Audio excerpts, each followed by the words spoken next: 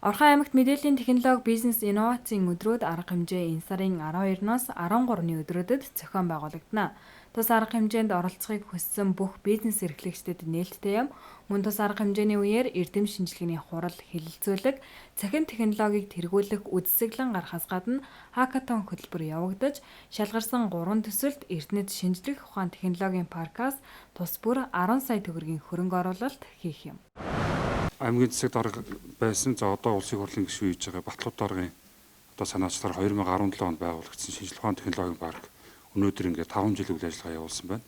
За тэгээ мөн Батлууд даргын санаачилж хамтран санаачилснаар одоо энэ арга хэмжээг ингээд зохион байгуулахар болж байгаа.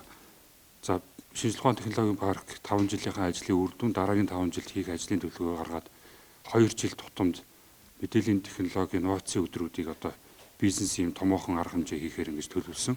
За энэ одоо томоохон арга хэмжээгээ ингээд зохион байгуулж эхэлж байна. За ерөнхийдөө Улаанбаатараас оролцож байгаа төрийн болон ихтэй сургууль маш олон төлөөлөл байгаа учраас тэдгээрээ оролцоог хангах Орхон аймгийн иргэдэд бас чөлөөтэй одоо мэдээлэл авах арга хэмжээнд оролцох үүднээс амралтын 2 өдөр зохион байгуулж байгаа. За үйл ажиллагааны гол зүйл нь бол одоо нэгдүгээр ивент арга хэмжээ байна. Энэ дээр бол хилцүүлгүүд байгаа, цахим шилжилт, мэдээллийн технологийн Эрдэнэ хотын хөгжөлтөй холбож одоо хилцүүлгүүд явна. За хоёрдугаарт инновацийн салбарыг яаж хөгжүүлэх вэ, ямар асуудал байна гэдэг талаар мөн хилцүүлэг явна. За гуравдугаарт бизнес саммит буюу чуулга уулзалт байгаа. За энэ дээр Орхон аймгийн бүх бизнес эрхлэгчид чөлөөтэй оролцож болно. Оролцоод QR кодоор өөрийнхөө бизнесийг онцлоод, тодорхойлоод, мэдэхгүй чадахгүй зүйлээ суралцах, нэгдсэн мэдээлэл авах гэсэн ийм сонирхолтой ажлууд байгаа. За энэ дээр бас Улаанбаатар хотоос маш олон бизнес эрхлэгчид бас нэлээд өргөн үрээтэйгээр оролцож ингэж арга хэмжээ зохион байгуулагдана. За бас нэг одоо хоёр дахь томоохон ажил нь бол үзэсгэлэн байгаа. За энэ дээр мэдээллийн технологийн инновацийн одоо цахим одоо технологийн тэргүүлэх одоо бүтээгдэхүүнүүд ингэж үзэсгэлэн гарна. За үзэсгэлэн дээр боловсрол шинжилгээ ухааны яам одоо олон ихтэй сургуулиудын шилдэг бүтээлүүдийг Эрдэнэ дотноо дийлгэх гэж байна.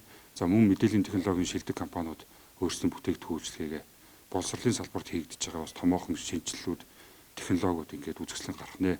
За тэгэхээр энэ дээр Орхон аймгийн хүүхд залуучууд, оюутнууд, багш, боловсрон хүчин, за эцэг эхчүүд бас ирээд ингээд нэгдсэн мэдээлэл үзэсгэлэнд бас оролцох боломжтой. За сүүлчээ нэг сонирхолтой арга хэмжээ нь хакатон буюу одоо уралдаан хангад тэмцээн байгаа. За энэ тэмцээнд 2 ангиллаар нийтдээ 15 оролцогч бүртгэж цөөхөн хоногийн дотор яаж бизнесийг босгож болдог вэ гэдэг юм сонирхолтой арга хэмжээ юм. За энэ дээр мэдээллийн технологийн 2 компани одоо хотын шинэлэг үйлчлэгээний чиглэлээр 1 компани шалгаруулж нийтдээ компани тус бүрийг 10 сая төгрөгийн шагналын сантай, нийтдээ 30 сая төгрөгийн шагналын сантай юм сонирхолтой оролдон байгаа. Энэ дээр бас Эрдэнэт залуучууд бас сонирхолтой зүйлд оролцож болно. Энэ бүртгэл бас одоо Эрдэнэт парк гэсэн пэйж хуудасаар бол явж байгаа. За энэ арга хэмжээ өөрөө 3 үе шаттай. Нэгдүгээрт менторшип гэж одоо олон улсын стандартын дагуу 3 арга хэмжээг цуурлаар зохион байгуулах гэж байгаа. Бизнес эрхлэгчид Улаанбаатарын одоо шилдэг инновац хийсэн гарааны компани хийсэн туршлагатай хүмүүсийг одоо сургана. Тэдгээрийн туршлагыг одоо зааж өгөх ажил байгаа. Хоёрдугаарт нэтворкинг гэж одоо тэд нартай холбогдож бизнесийнхаа моделийг босгох ажил байгаа. За гуравдугаарт нь хөрөнгө оруулалт буюу инвесторинг гэсэн сонгон шалгаруулалт байгаа. Энэ дээр бас Улаанбаатараас болон Эрдэнэтээс тухайн төслүүдийн хамгаалтан дээр орж шууд одоо төсөлтөнд санхүүжилт олгох хэлбэрээр ингэж одоо зохион байгуулах юм сонирхолтой арга хэмжээ байгаа. Тэгээд эдгээр арга хэмжээнүүд нь маш өргөн цар хүрээг хамарч бас Эрдэнэ хотын хөгжил, Эрдэнэ хотод бас хувийн оруулсан юм одоо эрдэмтэн судлаачид, ихтэй сургуулиуд, бизнесийнхний юм нэгдсэн ийм нэлээд өргөн өрөөний чуулга уулзалт болох гэж байгаа. Тус арга хэмжээнд орон нутгийн бизнес эрхлэгчид оролцохоос гадна Улаанбаатар хотоос ихтэй сургуулиуд болон ICT Group зэрэг байгууллагууд өөрсдийн хийсэн бүтээлээр оролцох юм.